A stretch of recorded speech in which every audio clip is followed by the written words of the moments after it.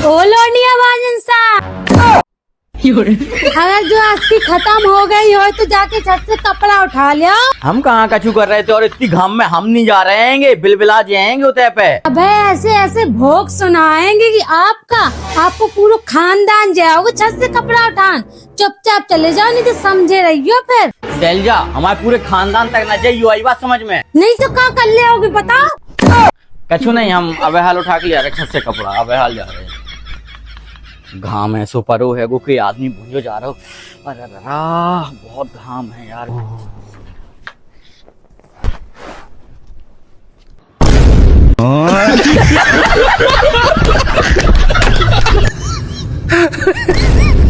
काय वो चक्का ही रहा होगी जिंदगी भर। अब बिल्कुल घाम नहीं लग रहा हो दूसरे के लुगाइयन को तारन में।